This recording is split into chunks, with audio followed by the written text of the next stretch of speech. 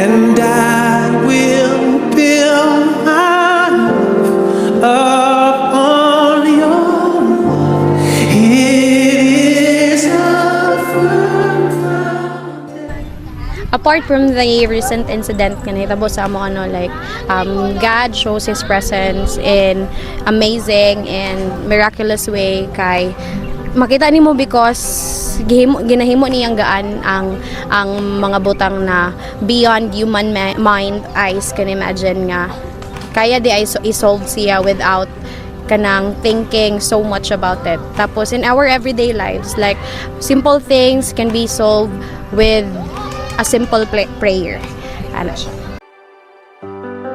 Itong time nga down kay ko and wala ko'y maduulan sa akong life and basta sa mga struggle or mga problems nga akong ginagunitan or wala ko'y masumbungan na adyo sa permente o presensya sa Ginoo nga mo guide sa kuha padulong sa kanang maayong decision gani para ma-fix na ko akong problems o battle sa life.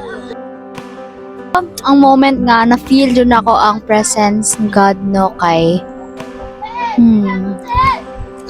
katong niagi kay wala ko ka-attend og simba kay busy kayo ko og kung ano lang gibuhat kay naminaw na lang ko sa simba no sa ubos og katong nga time kay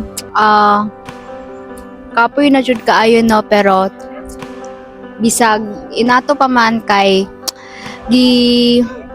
nadyo gipadala ang Ginoo sa ako no nga maging messenger gud sa iyang words og kato murag na-reassure pud ko nga malagpasan ra pud to nako nga pagsulay. Kuan, na-feel lang ang presence ni God no tong nay time nga nisulod kog church then ako adyo kanang nagsincere yo kog kuan nangayo og kuan siya na then I ask God na tagaan ko niya og kanang presensya gud na kanang ipapil yun niya mayo sa kuha then mo to isa po dai no kanang sa kuha pong sa school nga na kanang mga isa po na sa financial na iyadyong gina-provide sa matag adlaw jud no. Tong time na na down kay ko sa akong life during basta kabalo sila unsa akong pinaka down nga moment sa akong life motong time pod nga kanang mas na feel ako iyang presence mas na feel ako iyang pag-help sa ako spiritually o mentally kay dito to nako sa akong room nagpray lang ko nagdevotional ko ako and that was the moment nga mas na feel ako iyang presence. Recently kay kanang dili ko dapat maka-enroll kay nakoy balance nga basta nakoy balance tapos kanang dugay wa kayo ang kanang scholarship ba dili pa sure if mosulod siya so na feel na ko yung presence kay nagpray lang ko na if will niya nga magpadayon ko then days after kay randomly gi-check lang nako ang bank ba kung asa gasulod ang scholarship and then by God's grace naka-enroll ko. Daghan na kayo mga conference, mga revival fellowship, mga nyani, mga family bonding, youth bonding, mga nyana. Ma-enjoy ka, paano mo yung presence.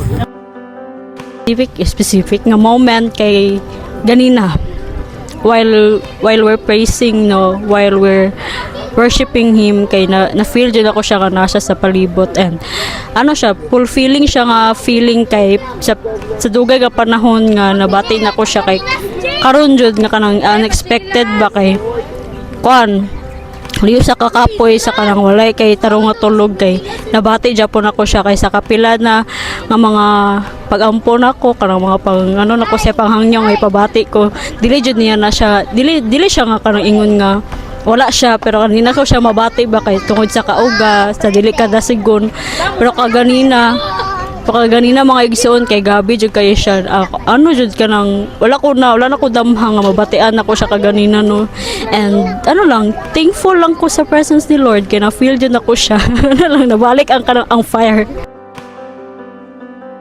lang after nako mabautismuhan Then right after ato do, pagka Sunday, di ba Sunday na bautismohan. Pagka next Sunday kay dito nagpabati ang presensya sa Ginoo sa ako kay kato nga panahon, kato nga panahon kay ang fire good kay karang 50% lang di siya 100%. Sa mo to akong gipangayo sa Ginoo. Sino to? Pero ang akong biggest encounter sa iya is katong MDD. So it's my first time kanang maka-experience og speak in tongues mismo nga ako, and okay na ko. Oh my God, Chan. But yeah, that's it. Na dati jud nga grabe jud ang Ginoo nga mudayag sa imong kinabuhi, kay kung wala kay paingnan naara siya permi. Sama gud sa kanta nga naara ko sa imong kiliran. Then yun, best experience na para sa mo. Dili lang para sa ang tanan, basta manangalagad lang ta. Amen.